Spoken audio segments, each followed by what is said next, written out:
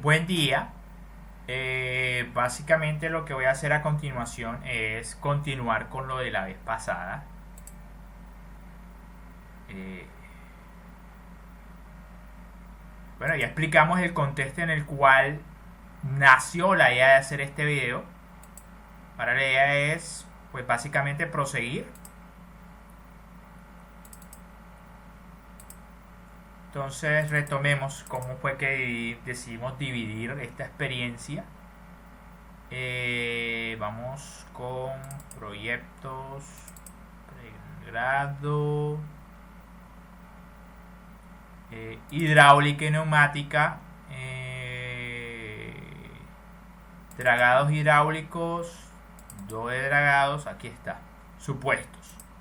O sea, lo que nos atañe es que debido a una situación de una caracterización que estábamos haciendo, estamos sospechando que los supuestos estadísticos en base a los que estamos sacando a la conclusión no se están cumpliendo.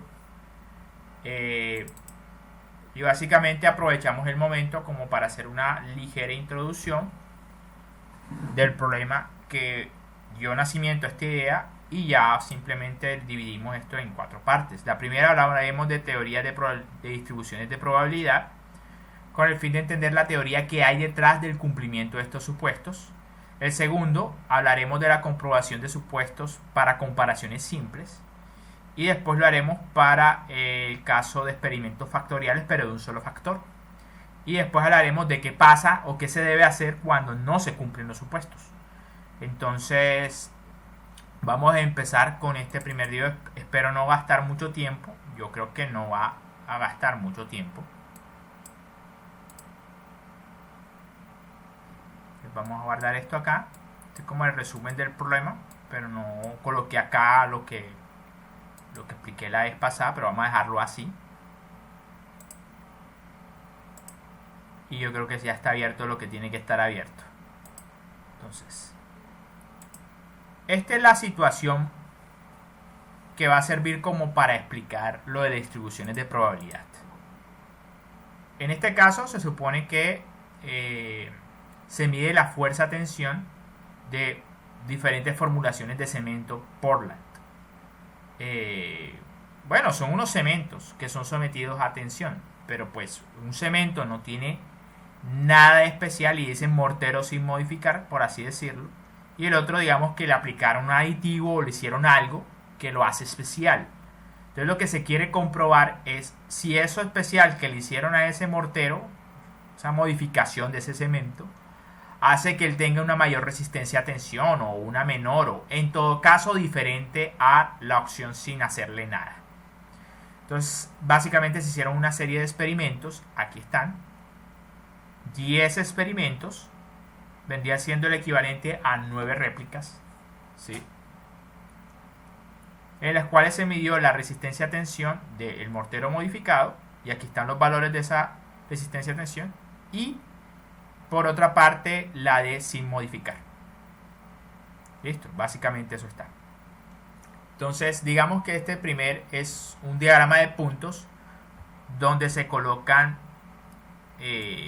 mediante puntos, se representan en una escala del 15 al 20, representando 15 al 20 kilogramos fuerza por centímetro cuadrado, es decir, el esfuerzo, ¿sí? Los puntos negros representan el mortero modificado y los puntos blancos representan el sin modificar. Entonces nos damos cuenta, algo parecido a lo que estamos observando la vez pasada, analizando el experimento que originó estos videotutoriales, que sin modificar los puntos blancos definitivamente se agrupan de una forma, ¿sí? Alrededor de un valor promedio de 17.92, ¿sí? Pero si se dan cuenta, estos que son los modificados, los puntos negros, también se agrupan alrededor de un valor de 6.76 y los valores específicos oscilan alrededor de ese valor. Entonces esto básicamente estaría como representando que aquí hay un valor medio para el cemento modificado y aquí hay un valor medio para el cemento sin modificar, y que la dispersión de los datos va de aquí hasta acá. Entonces claramente uno podría decir, al menos visualmente, que son diferentes. Pero el problema con esta parte estadística es que no se trata solamente de la visual, sino de hacer comprobaciones formales que te digan sí o no. Porque las cosas que uno puede observar en un gráfico, de pronto como es algo subjetivo, puede parecerle a otra persona que no, que estos dos se confunden. Pero para mí no hay lío aquí. Aquí no se están superponiendo los valores de este cemento sin modificar y de este modificado. No se superponen. Miren que como que se agrupan alrededor de unos valores medios. ¿Sí? Entonces, bueno, hay maneras donde no nos queda de pronto tan claro esto, pero para eso están los gráficos de distribución de frecuencia. Este es para un proceso diferente de recuperación de metales. Entonces, en el eje de las X lo que está son los rendimientos de ese proceso de recuperación. Entonces habrán ocasiones en que lo que se logra es un porcentaje de recuperación del 70%, en otros del 65%, y en el gráfico de las verticales representa entonces la frecuencia con que eso suceda. Por ejemplo, digamos que este sea 65, ¿no? Este rectángulo representa entonces las veces que el proceso tuvo un rendimiento del 65%, por así decirlo. ¿Cuántas veces sucedió? 10 veces. Entonces, y así sucesivamente, lo que estaban viendo acá es un rectángulo que representa que se logró cierto valor del proceso, en este caso 65% de rendimiento, se logró 10 veces. Y así podríamos hacer con cada rectángulo. Por ejemplo, este de 20 veces está entre 70 y 65. Digamos que es 68, 69. Entonces, las veces que se logró un rendimiento de 68 fueron 20 veces. Entonces es un gráfico de distribución de frecuencia que nos dice las veces en el eje de vertical, la frecuencia, las veces que ocurre un valor específico, que es lo que está representado en el eje de las horizontales. Entonces básicamente esto estaría diciendo que se logró un rendimiento de 70 como unas 25 veces. Entonces esto es un gráfico de frecuencia. Aquí le dicen histograma de 200 observaciones de recuperación de metal rendimiento en procesos de fundición. Entonces, esto es un histograma o un histograma, un gráfico de frecuencia también le llaman. Representa entonces las veces que ocurre ciertos fenómenos. Entonces en la eje vertical representa las veces que ocurre el fenómeno y el horizontal representa el valor del fenómeno. Entonces básicamente eso es. Bueno, esto es algo parecido a lo que analizamos al principio. Es un gráfico de caja y bigotes, pero básicamente es una manera de representar una distribución de datos. Aquí lo estamos haciendo para el experimento base del mortero con la modificación y sin la modificación. Entonces vemos aquí la fuerza de tensión y adhesión, pero realmente tiene valores de esfuerzo contra si se le modificó o no el mortero. Entonces los datos tienen una raya para representar el valor medio, pero estas cajas y su extensión representan la distribución de datos. O sea, qué tan dispersos podrían estar los valores en función del valor medio. Entonces, aparentemente, desde el punto de vista visual, modificar el mortero hace diferente que si no hago nada en el mortero, en la resistencia a tensión. Pero eso no lo puedo concluir estadísticamente. Gráficamente me da un primer indicio, pero pues desde el punto de vista estadístico emplean la probabilidad para decir si es o no diferente el modificar o no modificar. Entonces, básicamente, esto es lo que uno esperaría ver en los casos en el que uno cree que algo sí afecta a un proceso y quiere probarlo estadísticamente. Debería haber entonces una caja de bigotes para uno de esos parámetros que cree que sí está afectando y otra caja de bigotes, pero va a ver que las cajas de bigotes están a diferentes niveles, ¿sí? Entonces sus valores medios representados por esta rayita, ¿sí?, son diferentes con respecto a este. Y más importante, la dispersión de los datos, es decir, en este caso sería como la altura de este rectángulo, ¿sí? En ningún momento, que básicamente representaría cuál es el rango, el valor mínimo y máximo que podría asumir los valores si modifico el mortero, ¿sí? Pero sin modificar el mortero. Si se dan cuenta, en ningún momento tocan el valor máximo ni el valor, no se traslapa. Entonces, este es el indicio inicial para pensar que de verdad hay diferencias estadísticas entre sin y con modificación de ese cemento. Pero vuelve y juega. Esto de análisis estadístico trata de que no sea subjetiva la conclusión. Subjetivo yo puedo decir aquí que son diferentes, pero finalmente estas pruebas estadísticas formales son las que me va a decir si lo es o no lo es. Entonces no hay son básicamente respuestas cerradas. Y eso es lo que necesitamos, y que no sean subjetivas, o sea, que no dependan del sujeto. Entonces, para lograr llegar a ese tipo de conclusiones, ya hablamos entonces de la distribución de probabilidad. En este caso, el eje vertical es reemplazado por la probabilidad de que uno de estos valores que están en el eje horizontal ocurra, ¿sí? Es una distribución de probabilidad. Estos son para variables discretas, 1, 2, 3, 4, 5, y estos son para variables continuas, números continuos, 1.1, 2.3. Entonces, pero básicamente, ¿qué es lo que se hace? En un fenómeno como este, ¿sí?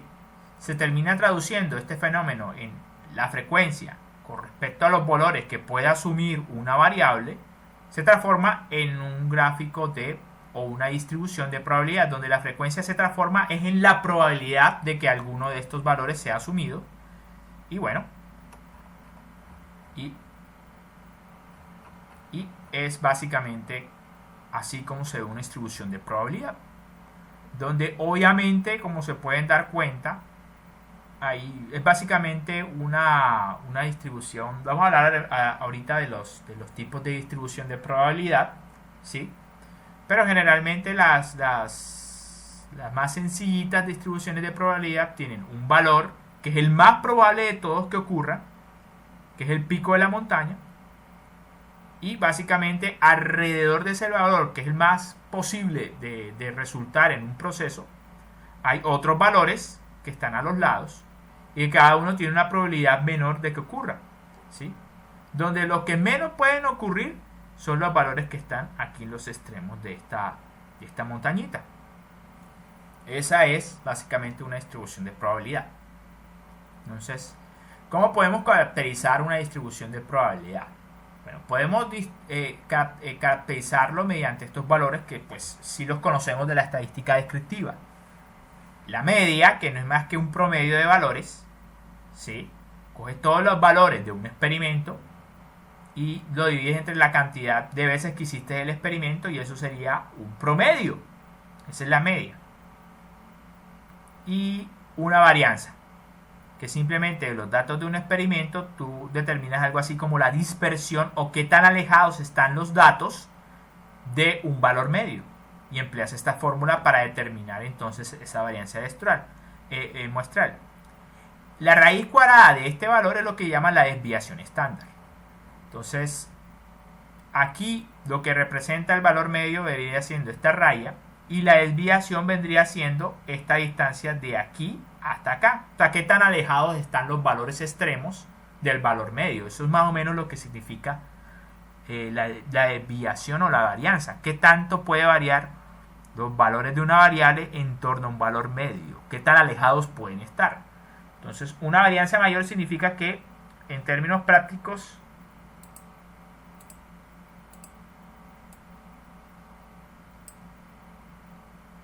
que este rectángulo va a aparecer un poquito más alto, lo que va a significar que tiene una mayor desviación o varianza de sus datos. Si tiene una varianza menor, entonces lo que va a suceder en este caso de los rectángulos es que va a reducir su altura, o sea, es decir, los datos estarían menos dispersos. ¿Por qué ocurre esta dispersión? Pues tiene que ver con el proceso. Hay muchas variables que uno no necesariamente controla o ve, pero terminan afectando estos valores. Entonces, uno hace réplicas en un experimento para hacer una medición de ese error natural del proceso. ¿Listo? Entonces ya vamos a empezar a hablar de las distribuciones de probabilidad. Entonces vamos a hablar de las principales. La distribución normal, ¿sí?, tiene esta forma. Una campana, ¿sí?, se encuentra estandarizado de tal manera que el valor medio es igual a 0, ¿sí? Por eso ven que la montaña está prácticamente en el eje vertical, ¿sí?, y tiene una desviación estándar, una varianza de 1. Significa que qué tan alejados están estos valores. 1. Más o menos es como la lógica. La distribución psi cuadrado, ¿sí? Bueno, si se dan cuenta, pues ya no necesariamente el valor medio coincide con el eje vertical, e incluso puede estar más chata la curva. Entonces no hablaremos de los parámetros asociados a la distribución psi. Pero ¿de dónde sale? Básicamente vendría saliendo de coger algo así como la sumatoria de las desviaciones al cuadrado de los valores con respecto a un valor medio dividido entre la varianza de la muestra.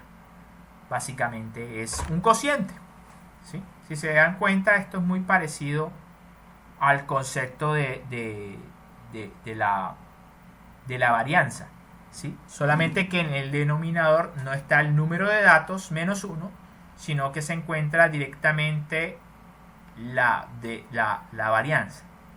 Entonces básicamente es lo que determina entonces la distribución psi cuadrado, y tiene estas formas. Distribución T. Entonces aquí empezamos a darnos cuenta de unas cosas interesantes. En la distribución T, bueno, básicamente luce así. Es como la distribución normal, ¿sí? Pero si se dan cuenta, la diferencia es que es más alta, ¿sí? Digamos que el pico es más agudo. Es una forma de decirlo. Más sencillo. Pero ¿cómo se obtiene una distribución T? Bueno. Se supone que vas a tener como dos variables. Una va a salir de una distribución normal y otra de una psi cuadrado, más o menos. Entonces, a partir de eso, pues lo que hace es una división entre un valor que sale de una distribución normal y una que sale de una distribución de psi cuadrado. Entonces, así determinas entonces los valores de la distribución. Ahora, aquí empezamos a entrever lo de los supuestos. Entonces ya voy a explicar esto. Me disculpan porque tengo que estar como levantándome, tengo un dolor de espalda, entonces no puedo estar mucho tiempo sentado porque eso me perjudica la espalda. Entonces me disculpo si de pronto hago estas pausas activas. Entonces, bueno, son más o menos 20 minutos que puedo estar como sentado, y ya después una molestia en la espalda no me deja, entonces me tengo que parar como a medio caminar. Bueno, continuamos.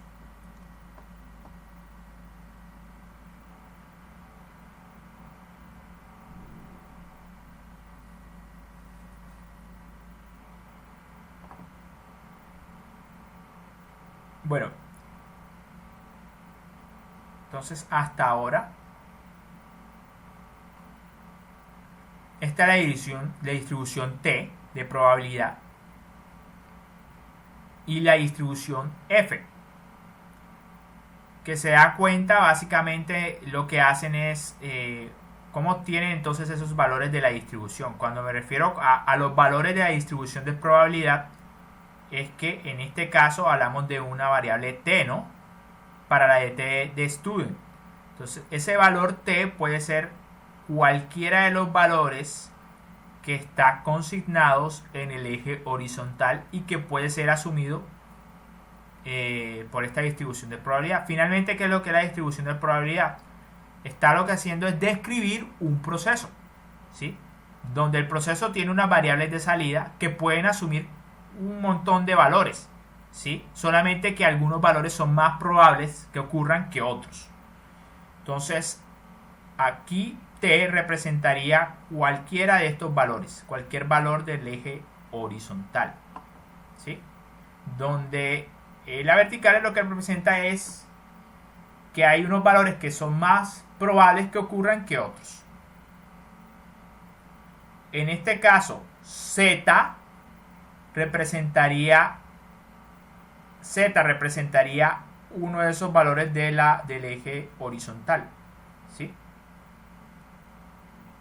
Y está asociado en este libro como valores de la distribución de probabilidad normal, básicamente la campanita. Entonces, distribución psi cuadrado, pues aquí lo representan con x al cuadrado menos 1, pero vuelve y juega. Va a representar valores que están en el eje horizontal. Bueno, y por último, la distribución de f, que es por donde habíamos quedado, que lo representamos con f, pero básicamente lo que representa es dos distribuciones psi, que pueden ser del mismo tamaño de valores o no. Y lo que se obtiene entonces es este tipo de gráfico, ¿sí? Bueno, tengo que hacer una pausa.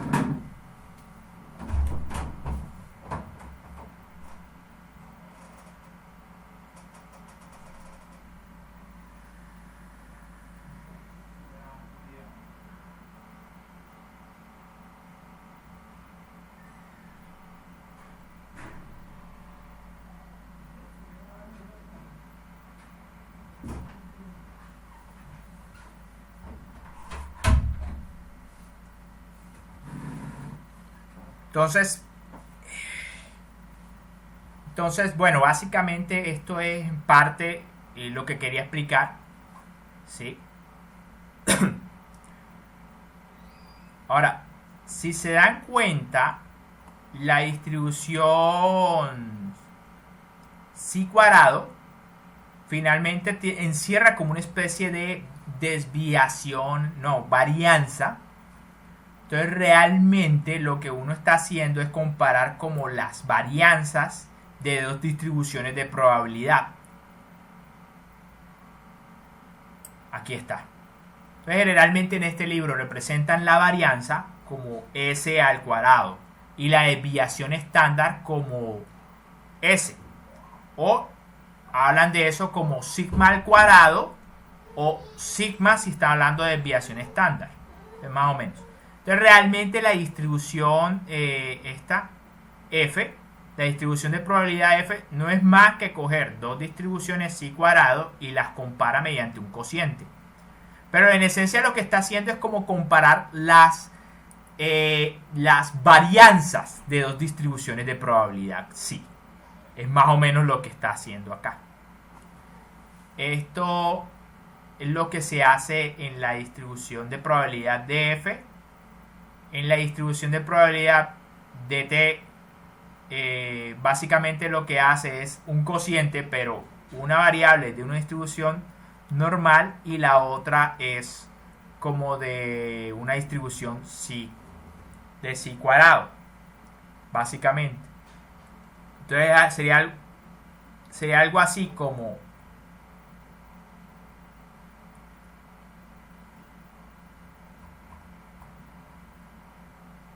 y estas básicamente son las fórmulas que sirven para o que describen esas variables, la variable z, la variable psi cuadrado.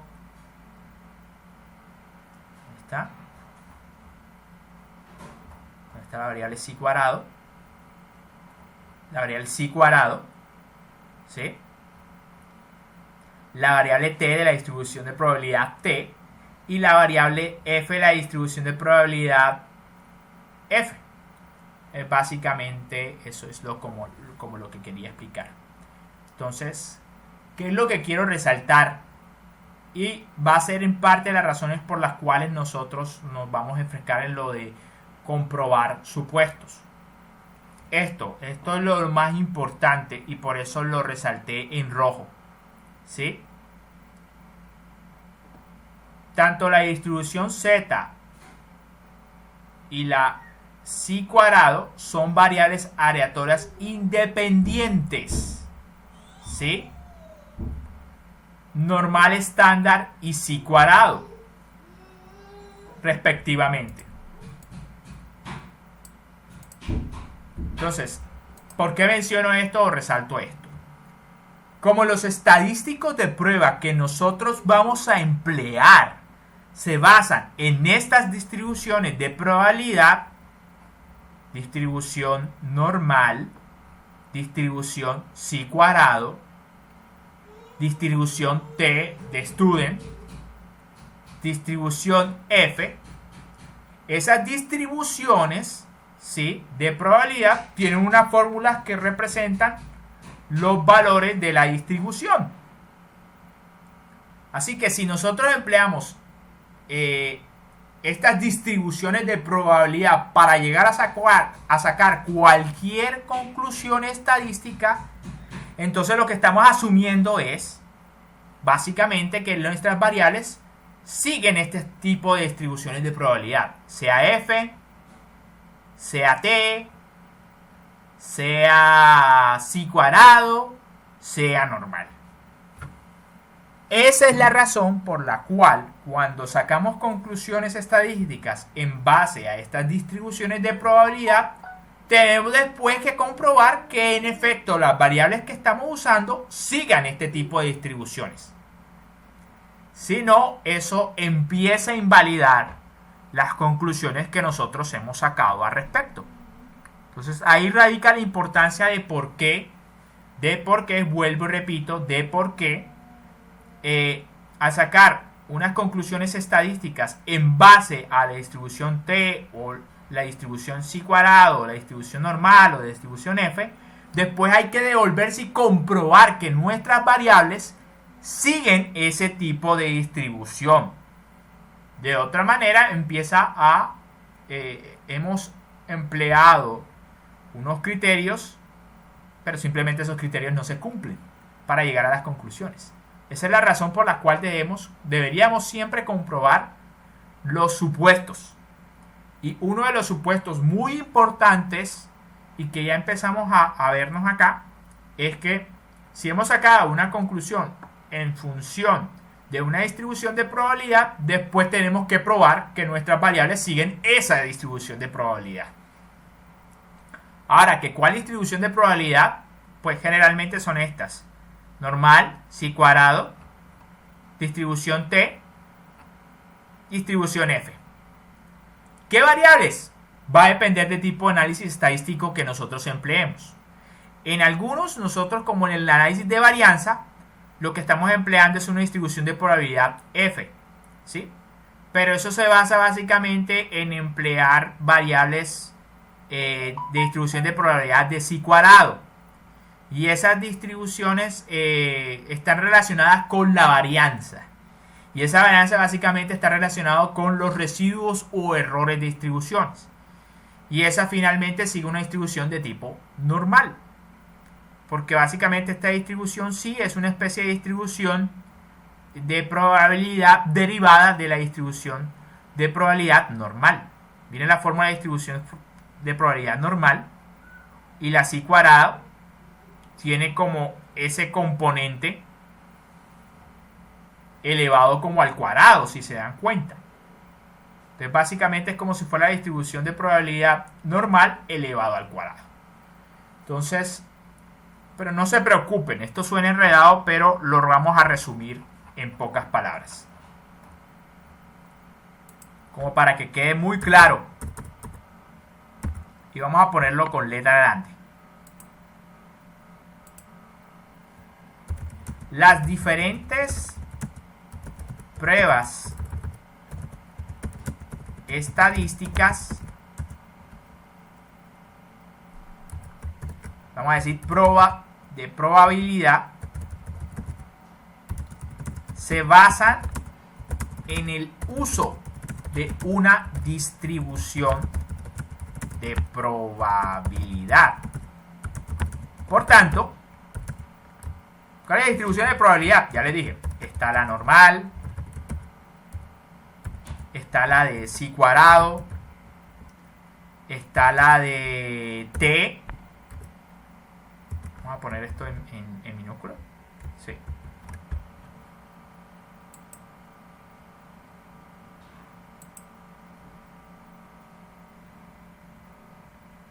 Sí. Normal, psi cuadrado, t de student y f. Entonces, las diferentes pruebas estadísticas de probabilidad se basan en el uso de una distribución de probabilidad. ¿Cuál es? Normal, psi cuadrado, t, f. La distribución de probabilidad básica del libro de Montgomery. Entonces,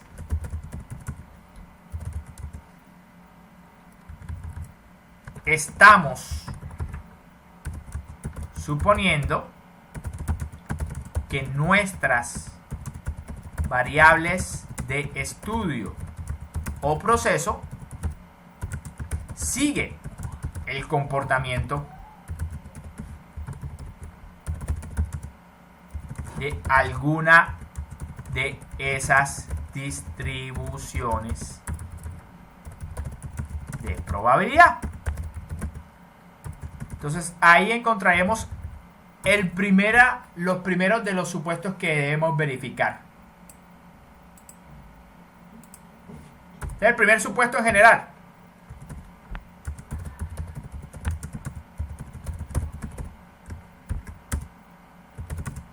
Que la variable en efecto cumpla con esa distribución de probabilidad.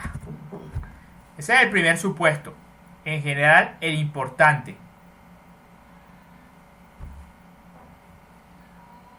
El primer supuesto importante es este.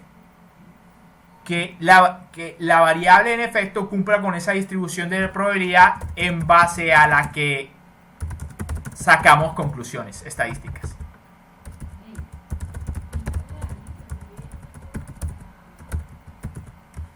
Y probabilidad. Entonces, esto es lo más importante que quería que captaran y la razón por la cual hablamos de distribuciones de probabilidad. El StatGraphic maneja por debajo de cuerdas estas distribuciones de probabilidad y él hace sus cálculos en base a estas distribuciones de probabilidad y te va a dar unas conclusiones en base a estas distribuciones de probabilidad. Pero eso no significa que lo puedas utilizar arbitrariamente. Si llegas a una conclusión, lo que deberías hacer es verificar en efecto esto. Sea cual sea la prueba estadística que has empleado, debes averiguar qué tipo de distribución de probabilidad hay detrás y comprobar que la variable que estás trabajando en realidad siga el comportamiento de esa distribución de probabilidad. Entonces, ese es uno de los supuestos. Y ya después veremos simplemente cuál en particular distribución de probabilidad será la que comprobemos y qué variable específica es la que vamos a comprobar. No necesariamente la variable va a ser la que nosotros directamente estamos empleando en nuestros experimentos. Esto es lo más importante. Y esta es la razón por la cual les he explicado estas distribuciones de probabilidad. Vuelve y juega. Todos los cálculos estadísticos para concluir que algo es o no significativo estadísticamente se basan en distribuciones de probabilidad. Por tanto, entonces, usted ya está suponiendo, sin habérselo propuesto, que la variable que usted está trabajando sigue alguna de esas distribuciones de probabilidad que hemos mencionado. Así que mínimo debes verificar que en efecto tu variable siga esas distribuciones de probabilidad. Ya dependerá de cuál es el análisis estadístico específico, cuál es la distribución de probabilidad que hay detrás que se ha utilizado. Pero eso es más o menos fácil de intuir en base a la descripción que da el mismo programa, porque te habla, tú puedes ver estas variables ft, dependiendo o sí o normal. Listo, entonces vamos a dejarlo hasta ahí. Y lo importante de esto es que finalmente tienes que verificar el supuesto de la distribución de probabilidad que está usando tu prueba estadística. Listo, lo dejamos hasta ahí.